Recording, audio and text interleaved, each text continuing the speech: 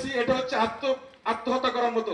আমার আগামী প্রজন্মের জন্য মৎস্য সম্পদ সম্পূর্ণ ধ্বংস হয়ে যাবে। ফ্লোরা ফনা সহ সুন্দরবনের জীববৈচিত্র্য, আমাদের বন্যপ্রাণী সবকিছু ক্ষতিগ্রস্ত হচ্ছে শুধুমাত্র এই বিষের জন্য। অথচ আমাদের সমাজের মানুষ করছে, আমাদের এখানে ডিলাররা সেই বিষ বিক্রি করছে, ইন্ডিয়ান যে বিষ পাউডার সেগুলো দিচ্ছে খুব হালকা, নাকি দেখা যায় না পানিতে দিলেই এটা অল্প সময়ের ভিতর মাছ সব বেশি ওঠে। আমরা চেষ্টা করছি এগুলোকে ধরার জন্য, কিন্তু আমি অলরেডি বলেছি আমার মন্ত্রণালয় মিটিং এ যে ছেড়ে দিলে হবে না, আমাদেরকে বের করতে হবে। কিভাবে এটা আমরা বের করতে পারি? এখান থেকে বেরিয়ে আসতে হলে, সত্যিকার অর্থে বনদস্যু মুক্ত করতে হলে প্রশাসন ভূমিকা রাখবে। আমি দায়িত্ব নিয়ে বলছি, আমরা সরকার গঠন করছি 17 ফেব্রুয়ারি। আমি 22 ফেব্রুয়ারি খুলনা সার্কিট হাউসে র্যাব, বিজিবি, কোস্টগার্ড, নৌ পুলিশ, আমাদের সেনাবাহিনী সহ খুলনা, বাগেরহাট, সাতক্ষীরা 3 জেলার এসপি, ডিসি মহোদয়, বিভাগীয় কমিশনার মহোদয় সহ আমরা এখানে বৈঠক করেছি। আমরা সুন্দরবন দলদস্যু মুক্ত করার জন্য আমি কাজ করেছি। আমি 24 তারিখে মাননীয় প্রধানমন্ত্রীর সাথে দেখা করেছি, ওনাকে বলেছি, উনি নির্দেশ দিয়েছেন ক্যাবিনেট মিটিংয়ে স্বরাষ্ট্রমন্ত্রীকে এটা ব্যাপারে পদক্ষেপ নেওয়ার জন্য। ইতিমধ্যে আমাদের ওই বেল্ট এগুলো নিয়ে কাজ চলছে।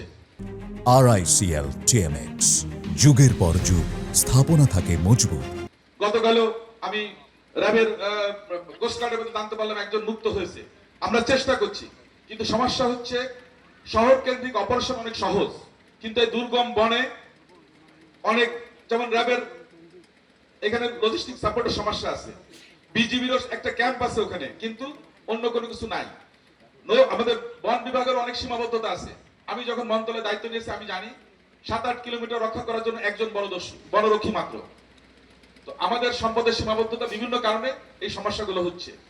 তারপর আমরা চেষ্টা করব আপনাদের সাইড থেকে আপনারা আন্তরিক হন। যেমন আজকে একটা তালিকা দেওয়া হয়েছে, আমি ইতিমধ্যেই আমাদের পুলিশ সুপার মহোদয়কে হ্যান্ড ওভার করেছি, উনি সংশ্লিষ্ট সব বিভাগকে দিয়ে দিবেন।